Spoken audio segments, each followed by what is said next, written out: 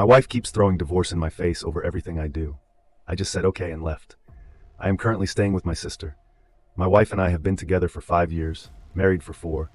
We had known each other for years prior. We have 1 kid together who is 4. I am the primary breadwinner in the house, as she is a stay-at-home mom. It was her choice not to go back to work for the last year and a half. We have been having arguments about 1 to 2 times a month. To be clear, I do help out with our daughter. I clean, cook, and am involved with both of them. The first time she said she wanted a divorce was when we got into an argument. My sister called and asked if she could stay with us for a bit, as she was having relationship problems. Ironic, I said she could. My wife was not happy about that. I pointed out that her friend stayed with us a couple of months prior for 5 weeks and didn't do anything around the house. Plus, she was just there. No discussion. No nothing. She was a stranger to me and my daughter. My sister is lovely and has a great relationship with our daughter, and I thought my wife was as well. She ended up staying with us for a week, helping out around the house, cooking, cleaning, and watching out when needed. I thought we both forgave each other and moved on. The fights are usually over something small. 90% are not started by me. I have suggested therapy and counseling, but she always said we never needed it. Well, I had it last night. She picked a fight, saying I was spending too much time at work and that she feels abandoned and that I'm not a good father. She ended her rant with, "I want a divorce." I stood up and told her that the only reason I work so much is because she can't stop spending my money. At the time of the argument, I used our money, typing it out. It came out as my money on accident. We agreed to split the money into bills, future savings, our daughter's future, and fun money on things we don't need or use. She refused to get a job or go to school to help her out. I provide for the family and for my daughter. I'm always at her important dates, functions, doctor's appointments, anything she needs. She refused to get help through therapy or counseling. I don't want this anymore. You'll have my lawyer send her the papers when she writes them up. I got my daughter's things and left with her to my sister's. It has been 2 days and she keeps calling and texting saying she is sorry, she didn't mean it. She wants to go to counseling and therapy. She needs me. She misses me, etc. I don't know what to do. I love her. She's a good mother, but I can't do this anymore. Internet strangers, please help. Yes, I have a lawyer for my family and work. I have known her since I was a teen. Update. Hello all. Unfortunately, this is not a sunshine and rainbows update. I posted a few months back about how my wife kept throwing divorce in my face on a regular basis. That was until I did. Okay, I got my daughter and left. I needed to vent, so I posted here. Check my profile for the original to clarify some questions I have gotten. It'll refer to one of my comments on my August post. I want to point out some things that it seems were missed or looked over. I would do everything again if I had to, including taking my daughter. I have pushed my wife to go out, find a job, get a hobby, meet new friends, and do something. Anything. I asked about seeing someone for help, but she would not listen or consider anything I have presented. She kept saying no, or that she was not the problem. My daughter is my priority. I don't fight with my wife in front of her or around her. I grew up in a bad household. I have been in the position where my dad got angry at my mom. My mom left, and my dad took it out on me. I don't ever want that for her. I don't know what my wife was going to do that night. You can't force someone to get help. They have to want it, actually want it.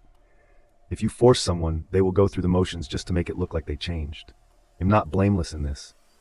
But I can't raise my daughter with her thinking this is okay behavior, or this is how relationships are supposed to be. Like I decided when I was young that I would never be like my dad. Okay, so after I made my post, I had a bunch to think about. I decided that I had to make sure she knew how serious I was.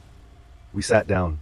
That was until an argument started because we had plans in regards to our daughter that she overlooked and couldn't cancel the other plans she had made with some new coworkers. At what I considered the end of the argument, she said under her breath, "I knew marrying you was a mistake." I looked at her, and the thing I remember most is how I did not recognize the woman that was standing there. She looked different to my eyes. I didn't know who the woman in front of me was. I asked her to repeat herself. She said, "I should have divorced you years ago." I walked away and took my daughter to the plans alone, just us two. I ended up filing for legal separation. Under the terms we both signed was something along the lines of, while separated, we are still legally married and will not get involved with anyone during this time period. Finances will be separated, but bills will stay as currently split. I would still pay for insurance through work. Other things that were in it were therapy sessions would continue, both as individuals and as a couple. I would move in with my sister, and we had shared custody of our daughter, 70% me, 30% her. One day when I had my daughter, I needed my wife to take her. I let her know a week before, and she agreed the morning of, at 7:30. I went to drop her off at the house and noticed an unfamiliar car in the driveway. My first thought was she must have a friend or girlfriend over. I rang the doorbell out of respect, but it was still odd ringing your own doorbell and waiting with my daughter when a shirtless man, about 20, opened the door and asked, "Who am I and what do I want?" I asked for my wife. He called her, and she came around the corner in a robe. Her face went from curious to shocked, horrified, and sad. Needless to say, in 3 months' time, when the legal separation ends, I'm filing for a decree of dissolution of marriage. My daughter is safe. She doesn't understand what's going on, other than Daddy and Mommy are not happy. As stated above, she is my priority. I guess I did do the one thing I never wanted to do, the one thing I promised myself I would never become. But I guess it couldn't be helped. I ended up just like my parents. I don't know what a healthy relationship looks like. I hope I can just show how much love I have for my daughter and raise her the best I can. Thanks for the supportive comments, love, and criticism. Now on to the next story. Story 2. Am I wrong for insisting my sister uphold her end of our custody agreement? So there's a lot of backstory here. My sister Lily, 35, had my niece Emma, 9, when she was 26. She was at the time living with my parents, along with her then boyfriend. They had both just gotten out of rehab for heroin addiction. Both she and her boyfriend were not able to stay clean for long, and she was using throughout her pregnancy. When Emma was almost 2 months old, she came to me begging me to take Emma for 2 months while she checked into rehab again to get clean. I was 22, living in an efficiency apartment while putting myself through law school, but my parents insisted they couldn't care for an infant and had suggested foster care to my sister. So I took my niece. When my sister got out of rehab, she got back together with her boyfriend, who was still using drugs, and thus began 5 years of a vicious cycle where one of them would get clean, only to be dragged back under by the other. I took legal guardianship of Emma, although it was still supposed to be temporary. Every time Lily would bring up taking her back, I would agree on the condition that they both passed a drug test, and it simply never happened. When Emma was almost 6 years old, my sister came to me, saying she was once again pregnant. This was the turning point for her, and she gave birth to my nephew, having been clean for almost 8 months. Obviously, it was very hard for both me and Emma going from her living with me to moving back with her parents. We went to court and worked out a custody arrangement, where I still have Emma every weekend, but she spends the week with her mom and dad. We attended family therapy together for the first year, and once we settled on a routine, we stopped. Here comes the issue. My sister is once again pregnant, and she and her former boyfriend, now husband, say that they don't want to allow Emma to come with me on weekends, because apparently she comes home to them acting like a brat. I absolutely understand the issue. I explained to my sister that when Emma is with me, she is the center of attention, and going from that to having to fight for her mom's limited education. I raised Emma for almost 6 years, and I treasure every moment I spend with her. But am I getting in the way? Emma calls me every evening and asks what we are doing over the weekend and why I don't have time for her. So I think, additionally, my sister is spinning it as me not wanting her to come. I just want what's best for Emma. Aita, to clear up some misunderstandings. Emma is now 9. My sister has been clean for over 3 years. We transitioned Emma very slowly. She was with her parents every other weekend for a year. Then we had a 50-50 split, and now I have weekends. For those saying I'm making it difficult for them to spend family time on weekends, I've always been flexible. If they told me they had weekend plans, I would absolutely let them take Emma. This is not about them wanting to do stuff with Emma. This is about them not wanting me to do stuff with Emma. They sent her brother to my parents' house Saturday and Sunday so that they can unwind. In the past 2 weekends, they sent Emma to her grandparents as well, so I don't see how it's that different. If I take her, my sister is a stay-at-home mom. She does not work, so she has plenty of time with Emma. She is almost 300 pounds and rarely leaves the house, which always looks like a tornado hit. My parents purchased my sister a house when Emma was 3, in hopes that it would help her regain custody. So, with my Bill working an IT job, they are able to make ends meet. I drive Emma to karate, swimming, and Girl Scouts every week, and I'm in constant contact with her to make sure she is doing well. My sister has relapsed twice in the past 3 years, but he was kicked out of the house both times, so Emma wasn't forced to witness anything. For those saying that they are using Emma as a babysitter, I really don't think so. My sister rarely leaves the house, and I make sure Emma has lots of activities because I think it's important that she is out of the house and active. Also, apparently, they recently let her watch her 3-year-old brother for 2 hours, and she was so excited that they paid her $20. So the comments about what might be happening at home with Emma really scare me. I reached out to the therapist Emma used to see and made an appointment for Friday after school. The way we always do appointments is she gets to talk to her therapist alone first, and then I come in and we talk together. I'm going to make sure she knows I will always have time for her and will always want her. I'm also going to ask whether she's happy living with her parents, or whether she would prefer we spend less time there. Wish me luck, and thank you all for your feedback. Regarding relevant comments on the transition, slow things happened. I would never let them sever our bond. We were very slow to transition her. They had her every other weekend for almost a year before we switched her primary residence. I know that I could easily get custody back. I'm a lawyer, and I not only know every loophole in the law, I know the people in the system, which is why I don't doubt I could regain custody. And what if I thought that she wasn't safe? I just don't know if that's the right move. Emma makes it clear that she considers me a mom, but my sister harbors so much guilt for not being there and is trying so hard to be the best mother possible. It's hard to see the forest through the trees. We transitioned slowly, so they had weekends for the first year. Then we had a 50-50 split for almost a year. And now I've had weekends for almost a year. Regarding Emma's behavior, she was doing really well until my sister got pregnant again. She loved having a little brother, and she had started calling my sister mom for the first time. In paying for her to attend the private school she attended preschool and kindergarten for, and she was really doing well with a stable social group and teachers. Apparently, she started coming back from her weekends with me, and she wouldn't listen to her parents for the first 2 to 3 days of the week. By the time my sister felt Emma was following house rules, it was time for my weekend, and the cycle just kept repeating. Yes, my sister has openly admitted that she is jealous of me, not only of my bond with Emma, but also of the fact that I can financially afford to provide Emma with a lot that she can't. She says I spoil her, and he'll openly admit I do. She's my girl, and I want to give her the world. From what I understand, she simply doesn't listen when they tell her to do things, like do the dishes or get off the iPad. It's hard because we don't really have the same dynamic. I have her out of the Emma, and when my parents got involved, it was decided that Emma should call me something else. Anything else, there is no consensus, but the majority of opinions seem to be NTA update. Hey, I've had so many people reach out for an update, but the last month has been so crazy.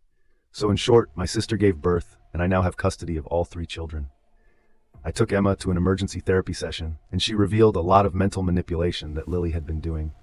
Apparently, my sister told her that she had to beg me to take her as a baby, that I had never wanted her, and gave her back as soon as I was able, giving my sister credit where it is due. I did not originally want to take my niece in. I was in my first year of law school, living in an efficiency apartment, and flat broke. The idea of caring for an infant, even for just a couple of months while in school, was scary, and I didn't know how I would manage.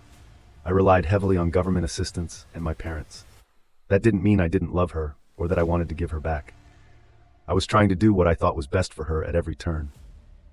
After the therapy session, I filed for an emergency custody order, citing parental alienation, but also the ace up my sleeve that my sister was using marijuana, which violated her conditions under which she could have custody. It's not legal in my state, and she doesn't have a prescription either. So, I requested a drug test and a home visit. I also cited the state of the home. I had said that the house was a mess, but it was to the point of being a health hazard and a hoarding situation. I was granted emergency custody, and CPS showed up at my sister's door. On the following Monday, I knew this much was going to happen.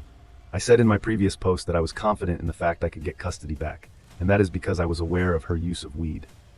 To be clear, I didn't see it as a problem. She gets migraines and uses it. However, I was not above weaponizing it if need be. This is, however, where everything went off the rails. Unexpectedly, some people on the last post said I clearly dislike my sister. I don't. I love her, and I think that most of her troubles are due to her trusting nature and the people she surrounds herself with. However, I will be clear, I hate my sister.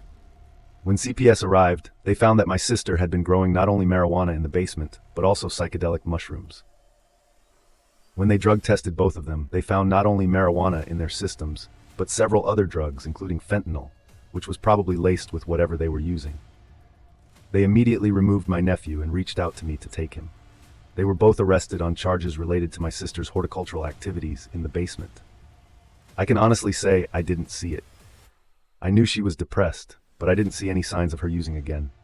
And the fact that she was pregnant and using words can't express my betrayal.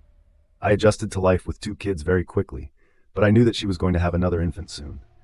So I visited my pregnant sister in jail, and I made a deal with her. She gave up all parental rights to all 3 kids, in exchange for me paying her bail and providing her with an attorney so that she had the best possible chance of avoiding jail time.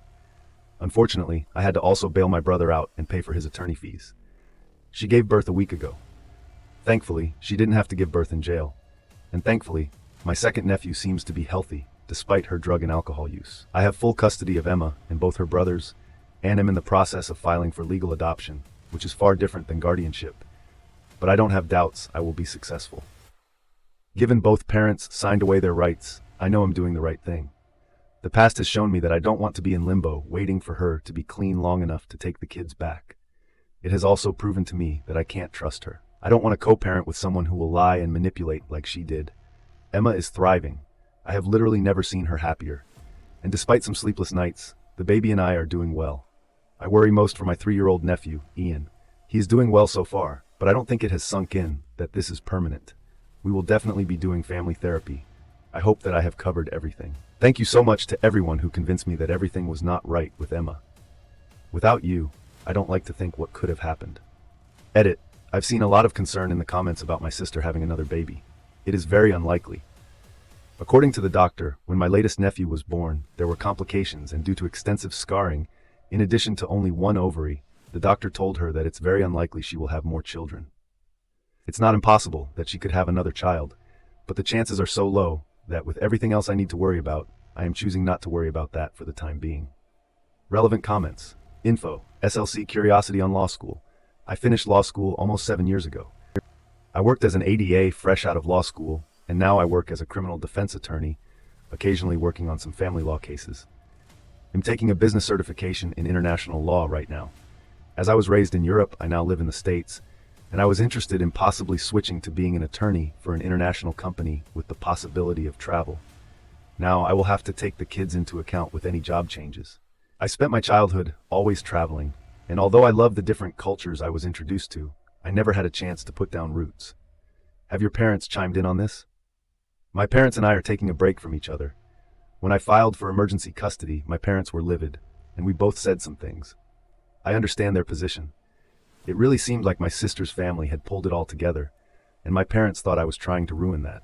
I think that things changed when everything shook out. This is the first time they have refused to bail my sister out, but they haven't reached out, and I would rather give it some time. I'm sleep deprived and overwhelmed right now, and I don't want to say anything more I might regret. Thank you for watching. Subscribe for more.